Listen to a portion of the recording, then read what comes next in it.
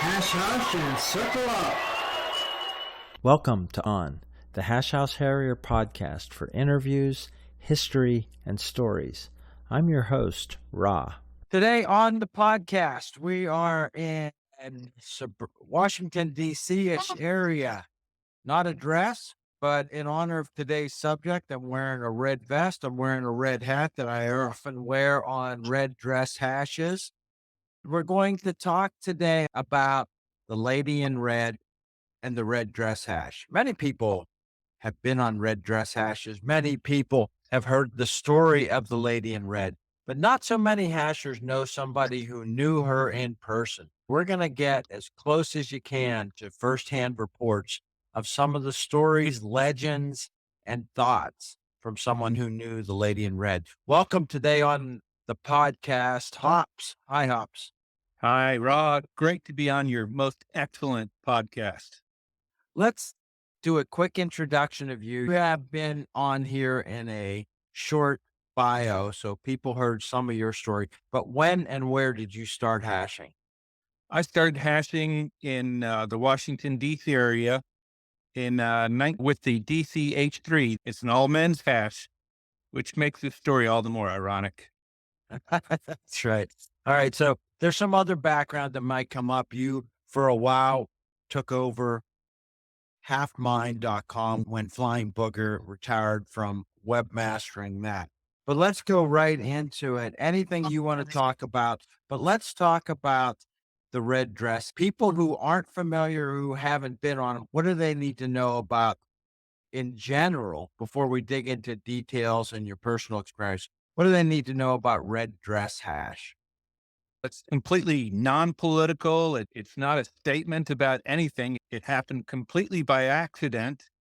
And all you really need is a great sense of humor and be prepared to be gawked at by passersby. When did you get on your first red dress hash? I suspect that was about the year 2000. So many things. It was accidental. I knew a lady who was selling red dress run earrings, and she wanted a website put together to sell them. And so I did. It got no traffic. I thought, okay, let's come up with another website about the history of the red dress run because it was virtually unknown at that time. I started tracking down some of the people. I put together a website about it. Red dress run earrings sales picked up. I had not ever been able to track down the lady in red, the one who accidentally started the whole thing. She was the missing element, but I set up the site such that it could receive emails. And out of the blue, I got an email from her telling me great job. And that was the start of a lot of communication over a lot of time. So that's great. These things that happen across the continent of North America, because she wasn't anywhere near Washington, D.C. when you first got in contact, right? In fact, she was not. She is a native of Arizona, and the first red dress run happened in California. I'll go into, for those of you who don't know how it all started. Yeah, let's hear the history. You know it as well as anybody. It's been written many times. I'm sure many of the write-ups have the wrong information. Hair of the Dog by the Colonel, has a good story that you contributed into the writing of. Tell us in your words, how did the red dress run get started? As a personal disclaimer, Raw, I was not there, but I spoke to most of the people who were there, or many of the people who were there, and I quizzed the lady in red over a lot of time, 6 ways from Sunday. So I'm pretty sure I've got the essential parts of it correct. He had attended high school in Scottsdale, Arizona, Coronado High School, along with a fellow who became a hasher, 3M. 3M had moved to California and invited her to come say hi for the weekend. So she flew to the Los Angeles area. She wore a red dress that one of her sons picked out, between that and pink. So this could have gone an entirely different way. That's great. She got off the plane. They lost her luggage. And he says, I'm going to take you to this thing called a hash. Oh, are you into drugs? No, no, this is a running thing. If you like running, I've run before, and they've got beer. And you like beer. Oh, yes, I like beer. That sounds great. Let's go. So they went, and one of the guys was there and looked at her in this red dress and tell the lady to stay in your car. And by the way, she's a lady, and not too many ladies would hash back in those days. She was used to breaking a lot of glass ceilings anyway. So she found some shoes from somebody, traded the heel for some running shoes, and she ran. She got lost, but made her way back and decided the whole thing was great. Spent the weekend hashing. But an important part of that after the run, the après, or as we say at the DCH3, the on, I get most hashes say, they got kicked out of a TGI Fridays for singing hash songs, popular restaurant at the time that served beer. Wound it up at a hot tub of one member's, he lived in an apartment, and was fine for trivia's sake. One thing I didn't mention is she was a very attractive lady, and all these guys were totally paying attention to her. She jumped in the hot tub wearing just a red dress and a smile. Their girlfriends started showing up one by one, and they weren't getting any attention from the guys. So a year later, led by Goulash and some of the other hashers, they decided to make fun of the guys who were just not paying attention to them, and also to make fun of the Lady in Red, which she got named Lady in Red based on that song, Lady in Red, which was popular back then. She was now living in Houston a year later, and they sent her a ticket. Some of the guys did, oh, you got to come to this. And Donna, which was her mortal name, said, I'm the type of lady who's, when I'm being run out of town, I'll just pick up a stick and pretend I'm leading a parade. So out she went, and she said, this was great. The news came, somebody called news, television news and maybe print. And there was a huge crowd of people there, men, women, all wearing red dresses. Afterwards, she says, I know you guys are going to do this again. It was so great, but let's do this for charity next time. Let's always do it for charity, preferably something local, because it can have so much more of an impact. This is the time the hash is very public, although you want to keep it underground most of the times, but you want to put your best faith forward. By no means should this ever be political or controversial. And so that's mostly the way it's been, although not always, unfortunately.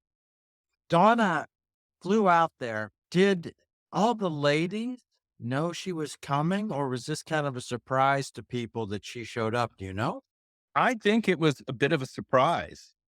They did give her a bouquet of flowers. I think it was just picked out of people's gardens.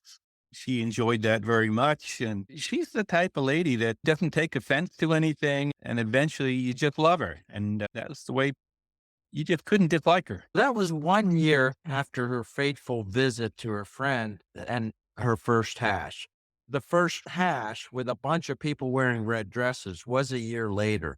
Do you know, did Donna hash in that interim year? She did. That time she went down to see her friend, she went to all the local hashes. I think maybe about 4 that very weekend. She was hooked. Then she worked with a guy named Wrongway in the Phoenix area to start that hash. Although she had more of an assisting role, as I understand it. I may have my facts wrong on the Phoenix hash. Yeah, she was hooked. What happened after that initial red dress hash in terms of it becoming an event and spreading? That's been harder to track. But by the mid 90s, I know for certain it was in the Washington, D.C. area. And it wasn't long before it spread to all the continents of the world, including Antarctica. There's been one in Antarctica. It's been in every garden spot in the world, and some places not so nice. Some of these hardship postings, as some people would call it. I started it in Cairo in 99 or 2000. I held the first red dress hash in Cairo. No one had heard of it. We did it not completely in the desert. It was in a suburb, and we got people to come, and they didn't really know what was going on, but we did have a red colored drink on the trail. The way it spreads, the way things spread in the hash, people may not have known what was going on. They're just like, come next week and bring a red dress. They may not have known about the lady in red or the origin story when they first did it, or the charity thing. When did you find evidence that, in fact, the run was being done for charity? I first ran the hash in Washington, D.C. It was probably after speaking with the lady in red about it. And she told me about her great care for charities and to help charities, something she's done most of her life, even very young. So we went to the DC hash and said, hey, this is the way it should be. This is part of the tradition.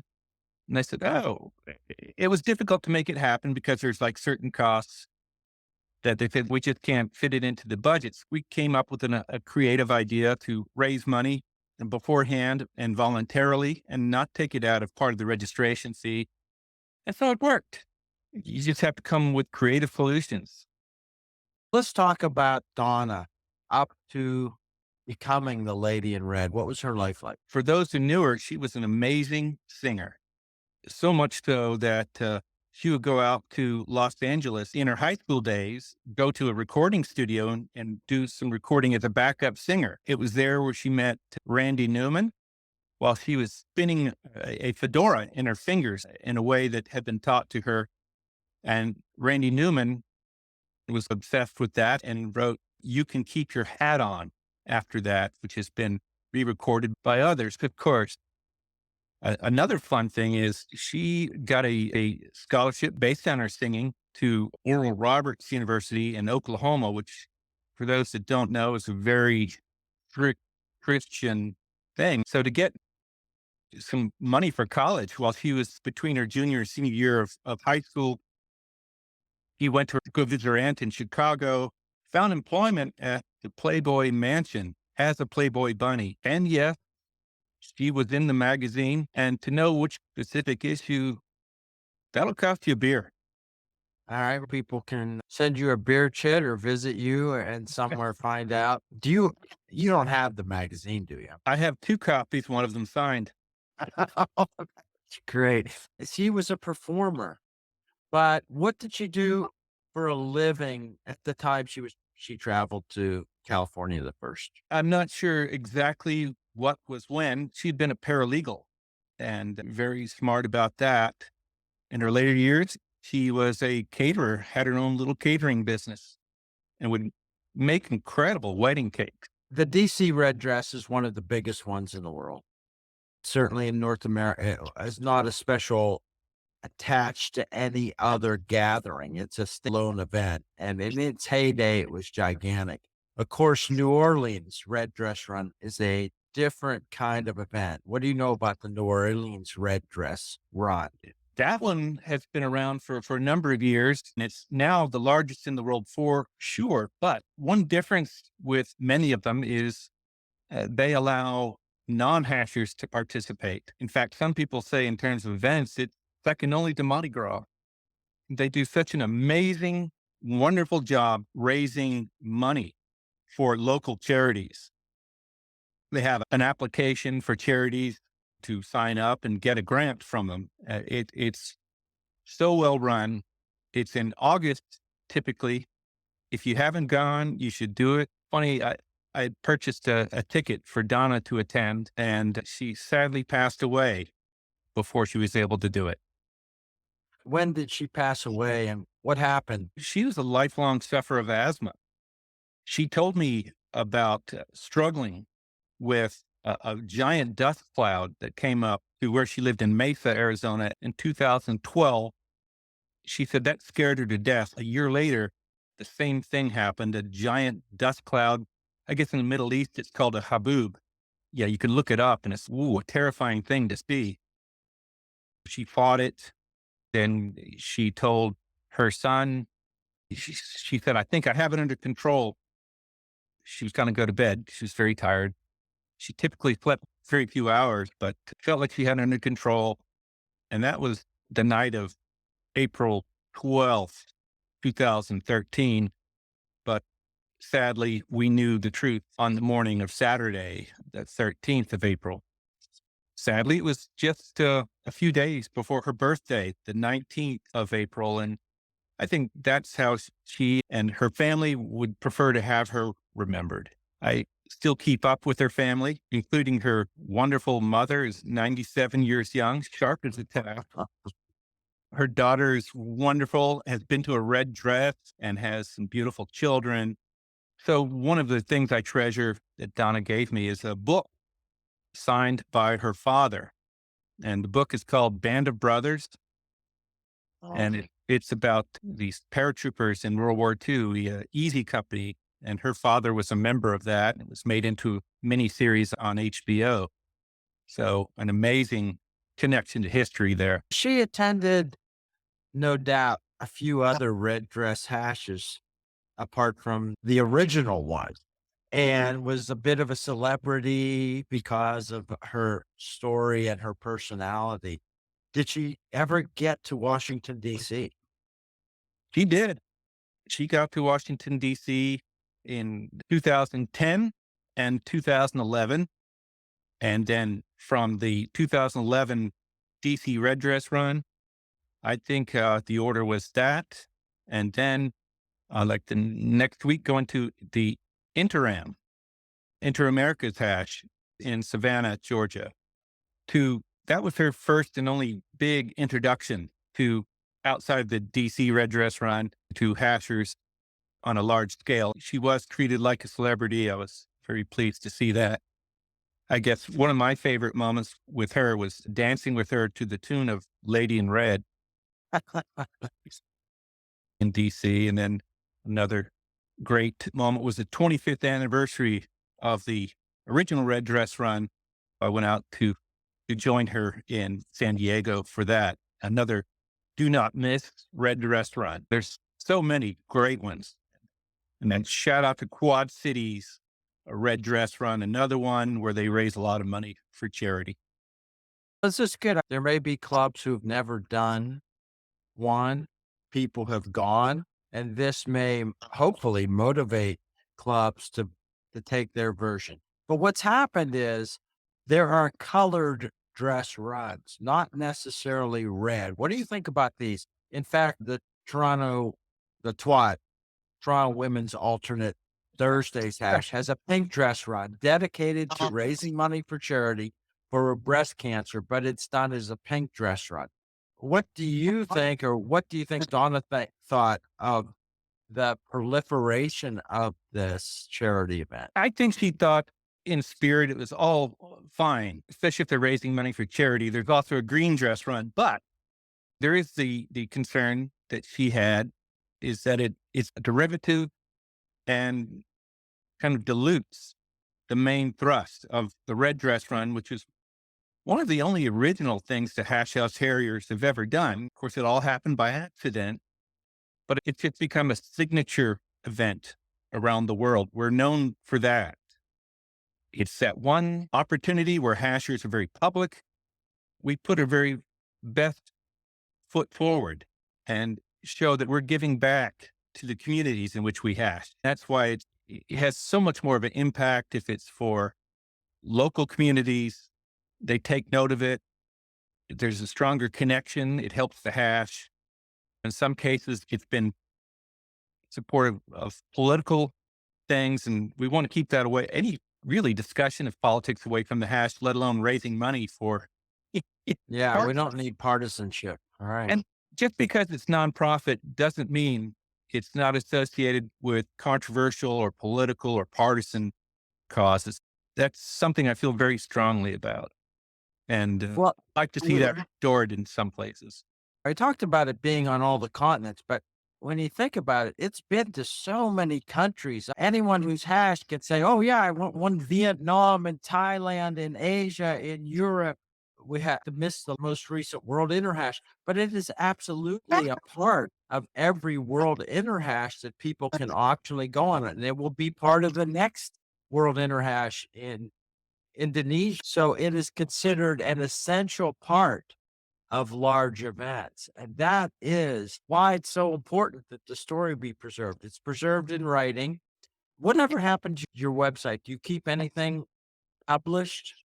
I have everything. The website itself, it got hacked up by hackers and it got very expensive. Some of these hosts get very confused about how much they want to host a website these days. So I guess you could say it's looking for a home. There's a little bit of a presence on Facebook, but I think the website, it deserves a home. Put it out there. You mentioned that it gets diluted and sometimes misguided by people putting their own agenda onto the event. Just as an example, where do people go wrong? Why do people go wrong with it? What is essential that organizing committees need to have as a mission statement? There isn't an organized mission statement for the Red Dress Run universally. Everybody can do whatever they want with it. So how do we proceed to make sure that its essence is what survives and is part of all new red dress hashes? That is a great idea, Ron, coming up with a mission statement. We've come up with some things. It's also been a struggle to preserve the red dress against poachers. Outside organizations have tried to steal it, and which we can say, yes, that's the highest form of flattery. But think about it as intellectual property into which we have poured so many hours of effort and money to build that brand. And to have someone just take it, it's like someone entering your house and flattering you by taking your belongings. It's something that needs to be protected. And I've had to fight against poachers. More work needs to be done. In New Orleans, they've registered the name with the State Secretary of State.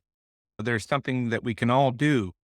And I think we can build upon that. Intellectual property law is not my forte, but there are steps we can take.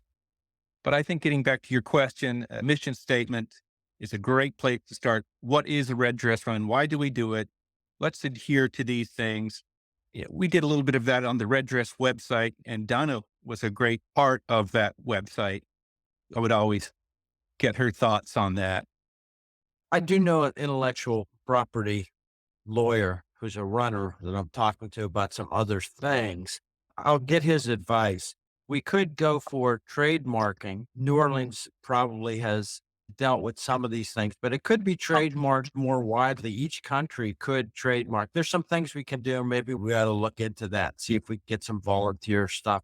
There's got to be some lawyers who can help us with that and just file some paperwork and do some trademarking.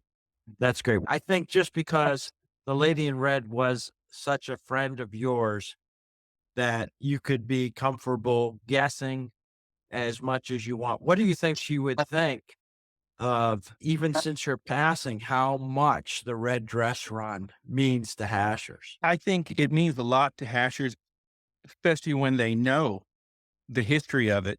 But then there's their own experiences.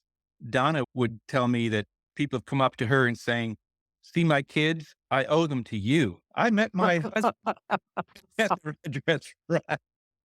There's just been a really amazing experience. And it's just, maybe it's something about wearing red. There's been studies to say this attracts people. And yeah, and could have been a pink dress run. If it wasn't That's the amazing thing, how close it was. Her choice of what she was going to wear on the plane. I will say that Donna and I were closer than friends. But when she passed, I went out to Arizona. One of her sons showed me these boxes. And under the lid of every box was a little sticky note that she had written saying, "If you're reading this, it means I'm no longer here. Please make sure these get to." Wow. Included in there was all of the red dress paraphernalia, the original Red Dress Run and several others. Amazing collection. Personally, I'd love to see, and I think it was her wish, the red dress to go into the museum that they're building in the new hash house we're building in Kuala Lumpur. Right now, a wonderful guy and an acquaintance of the Lady in Red, Alzheimer's.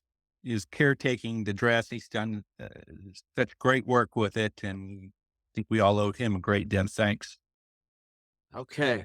So Neptunus has at least two installations of the Hash House Harriers Museum. I think there needs to be a room to the red dress. And we need to figure out what to do because this material, of course, is precious, but at some point that might be for parts of it or copies of it and the red dress to be there. That's insanely great memorabilia. We'll have a discussion with Neptunus about it. Well, I would agree, but I might be Biased, biased on that one. but I'm gonna talk to Neptunus because I don't know what he's done in terms of that because that is a unique event in terms of Interhash and other international events. There's a bunch of them, but red dress is unique, and that's why it's been so fun to talk about it. The things I've known about it, I've read all the write ups, we've talked about it, but there's always more details, and it's always charming and touching to find out personal experiences that people had with the lady in red and these ideas of what was gone through her head as you knew her and these things happened in real time. You're completely right about that. They need to be preserved. The story needs to be preserved.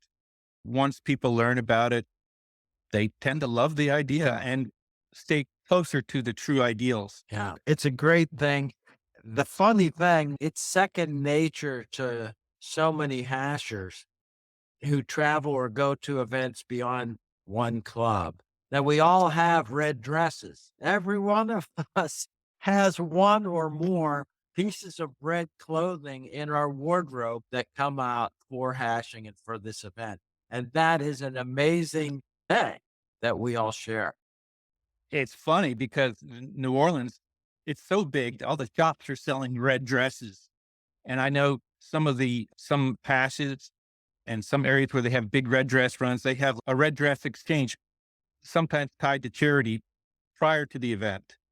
Sometimes, so a lot of thrift shops get combed pretty heavily. So you've done so much work, and because your personal relationship, you got to get a hold of the things that the lady in red thought were worth keeping and the history. We talked about trademarking it, protecting it. One thing that hasn't been done is a full documentary about the history, including the lady in red herself and the event and what it's meant to hashing. Hopefully, people listen to this and talk to their documentary filmmakers and say, how do we get that to happen? I'd love to work with whomever, and you can always reach me through Raw. You can reach me through Red Dress Runs. There's a tremendous hasher in the San Diego area by name of Joe. I'll just protect his privacy. I won't mention his last name, but he did some interviews with Donna. So that's out there on broadcast quality. That's something, and I'm sure there's others. Donna's been on the news before. There's so many great people who were at the original Red Dress Run, 2x4, Prima Donna. They're all wonderful people and have great stories too. So I think that should be done. I really like the idea of history, obviously, with this podcast talking about voices, and you have obviously a passion for everything you do. What else are you passionate about? You've been a hasher a long time. The red dress, obviously, because you knew the lady in red, you felt it was worth putting your time in. What else are you use this personality of yours towards? I write for a living. It's always come pretty naturally to me. Hashing lends itself to many other things. The hashing world found me through homebrewing. So that's been a hobby since 1994. So the DC Men's Hash will have a homebrew hash on September 21st of this year. Contact me if you're interested and have the right wedding tackle. Sorry. Yeah, again, ironic that I'm in a men's hash and was so close to the lady in red who broke some barriers on all that. But there's also a ladies only hash in the DC area. And It all works out. The DC red dress hash has seen its best days in the past. It's no longer rivaling New Orleans as the biggest collection of hashers participating. How do you feel about that? Who's to say that their greatest days are behind them? Good I point. think if they reclaim their roots and maybe learn some of the newer guys didn't know Donna, and I'd love to work with them to help restore it to its previous glory. I make that offer and we'll leave it at that. People know if they want to know stuff we didn't cover, they can track you down on Facebook on Red Dress. What's the Facebook account called exactly? Red Dress Runs, plural. I get a lot of people contacting me there saying, when is the Red Dress Run? Depends on which of 100 around the globe you're talking about. Inevitably, they're asking about New Orleans. They think that's the only one. It's a lot of great PR. So hashers that want to do it and want to do it right, we'll say if your club or your area wants to put a red dress hash together for the first time or revive one and you want to know some background information to tell everybody, or you want to make sure you're honoring the Lady in Red's vision and the formalized vision of the hash, they can track you down there. And since I've got your bully pulpit at my disposal right now, Raw, let me put this out there. Maybe somebody's got a wonderful hashed website that they could offer some space to the Red Dress Run. Okay. Contact Put me it about on. I'll solve that one right now. We'll put it on Half Mind. I've heard of that.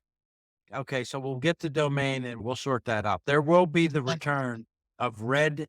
What domain do we want to use? I had been calling it reddressruns.org. I guess I let that lap, but maybe we can find a new incarnation for it. Okay, so it will soon be Red Dress Run's website will soon get relaunched, and we'll found a host for it today. This is why one of many reasons you're a hash icon, Raw. I'll cut that out, but okay. Thanks for your time.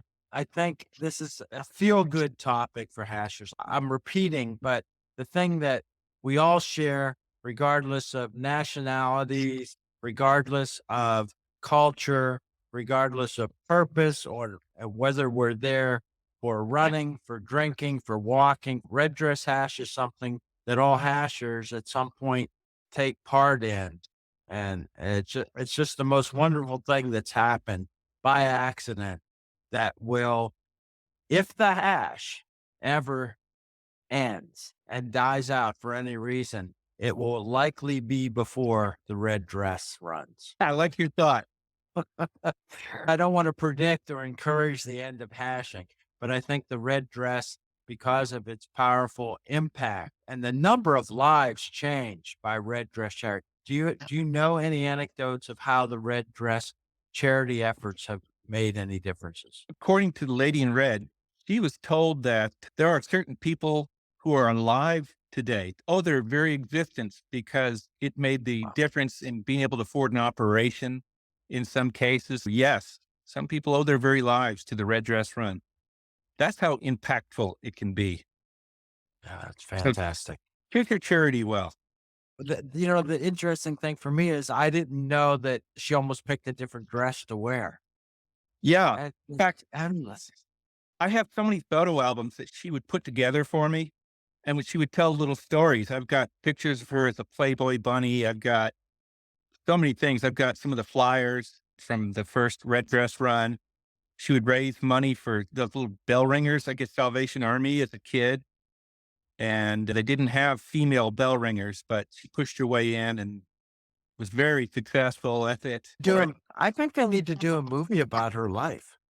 Honest to God, she was like a female Forrest Gump. That was, Yeah.